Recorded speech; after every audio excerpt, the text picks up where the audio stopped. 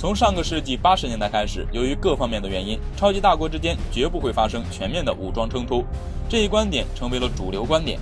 德克萨斯大学教授克里斯托弗·莱恩并不赞同这个观点。他在外交事务发表的文章中表示，中国和美国之间的关系存在很多痛点，他相信不久的将来会爆发新的超级大国战争。莱恩教授指出，美国的政策非常短视，如此下去，美国可能会发动战争，而且基于现代技术，可以使用微型弹头以挑起有限的核战争。因此，这种战争不会导致全球性的灾难，但也是自二战以来从未出现过的形式的战争。事实上，由于现在大国之间的紧张局势，不少人怀疑大规模战争会在近年发生，甚至有人认为会发生第3次世界大战。因为大国战争的战争形式很有可能是核战，如果核战打起来了，神仙打架，凡人遭殃，小国不想牵扯进来也难，到时候势必会发展成全球性的冲突。目前的局势来看，似乎的确有发生大国战争的可能性。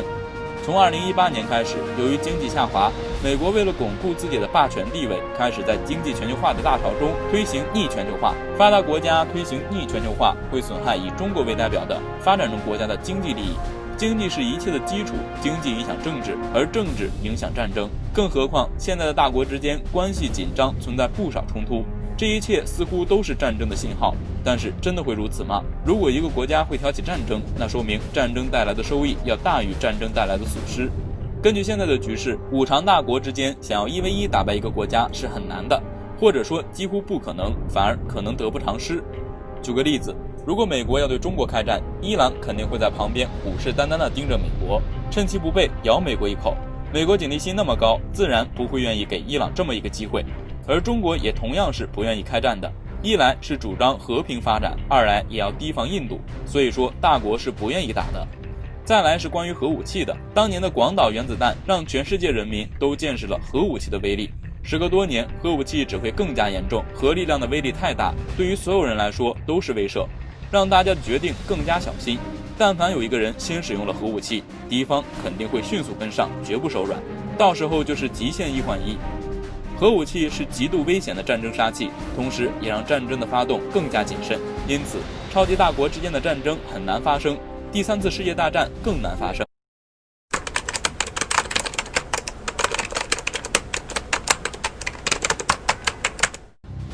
最近一段时间，中美关系急剧变化，尤其是美国不断针对中国进行军事挑衅，很多人担心中国与美国会不会发生军事冲突。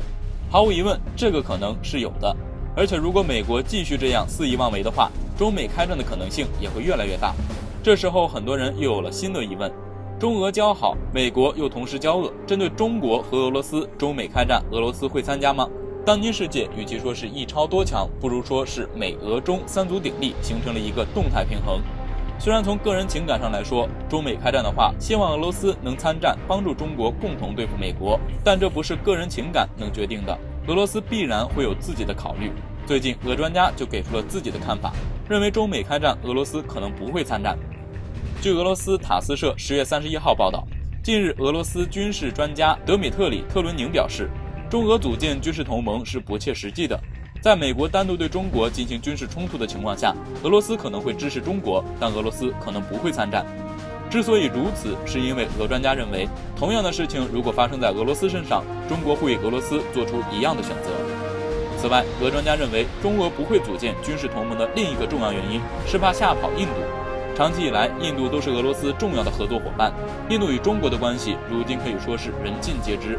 俄专家担心，如果中俄结成军事同盟，不管是不是为了对抗美国，都有可能迫使印度放弃与俄罗斯的伙伴关系，转而与美国进行更密切的合作。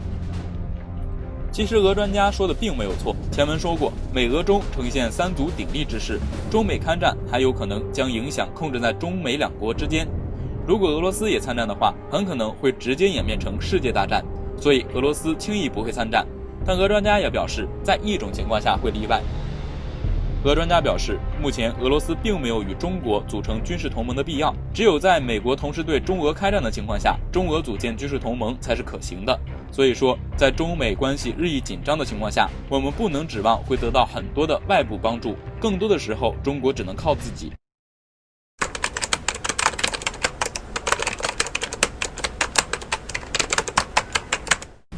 中印边境形势一触即发，印度目前正在马不停蹄地将军事力量快速转移到中国以及重要的印度洋地区。据印媒报道，现在印度将中国视为主要阵线，将巴基斯坦降为次要阵线。为了主要阵线，印度在疯狂地采购军火设备，战斗机来几架，防空系统来一套，刺杀过苏莱曼尼的 MQ9 收割机也不错，不过这个最后倒是没买。印度这边不想买了，但是美国那边是诚心想卖。最近美印在新德里的2+2会谈中，蓬佩奥极力推荐印度购买 MQ9 收割机。这款无人机能够携带2个500磅重的激光制导弹以及4枚地狱火，但是印度政府顶住了美国的压力，坚决不买。印度官员向俄罗斯通讯社透露，购买美国的收割者无人机大概要花30亿美元，30亿美元买30架 MQ9 实在是太贵，而目前印度的财政又比较拮据。此外，印度还在评估这些无人机加入武装部队后能带来多大的优势。有专家指出，印度目前对无人机的需求并不紧迫。说了这么多，最根本的原因应该还是缺钱，而且不想当肥羊。到目前为止，印度军方在无人机的实用性上依旧没有达成共识。印度刚拒绝了 MQ9， 美国突然又同意出售 FA-18 超级大黄蜂战斗机给了印度，并且出售的型号与美军现役型号是完全相同的，可以满足印航母对于舰载机的需求。FA-18EF 超级大黄蜂是最新改型款，具有隐身性，其是一款全天候超音速的多用途飞机，既可以作为战斗机，又可以作为攻击机。这款战斗机也是第一批大量使用多功能显示器的飞机，可以让作战指挥官在瞬息万变的战场更加灵活地部署战术飞机。这次绝不是美国要卖给印度什么淘汰货，美国又为什么要这么热血地卖给印度武器呢？这里面暗藏什么玄机？军事专家杜文龙对此分析，美国极有可能是为了将美印的军事利益捆绑在一起，以挤压俄罗斯的军火市场空间，同时还会阻碍印度本土军工产业的自主发展。所谓授之于鱼，必将人养废，有的时候热心并不一定是好心啊。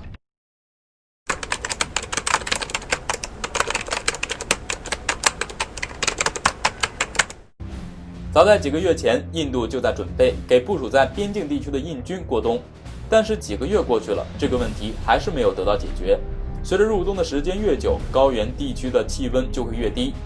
想要知道部署在边境的印军过冬有多难，看看印度最近的动作就能知道了。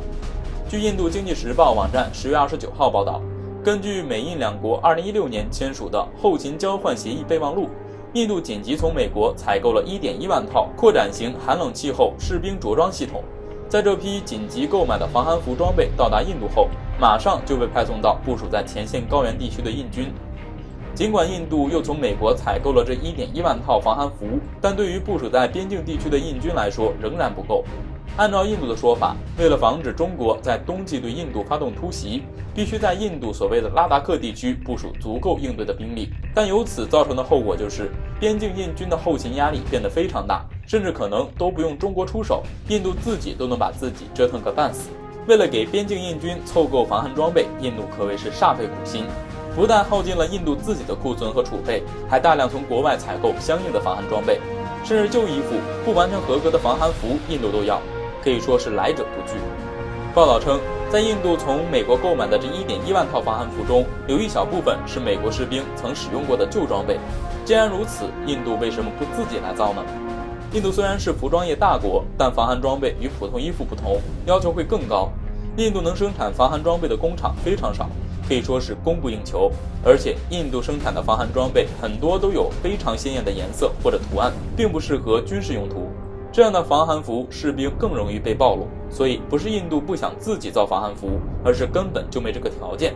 但靠买明显也不是长久之计，何况印度买回来的还是二手货。可以预见的是，这个冬天中印边境高原地区最遭罪的是缺乏防寒装备的印度士兵。在印度没能力解决边境印军防寒问题的情况下，印度最好的选择就是撤军，不然不知道多少印军会熬不过这个冬天。部署边境的印军可没有中国边防部队的条件，既有专门量身定做的新式防寒装备，还有抵抗低温的保暖棚屋。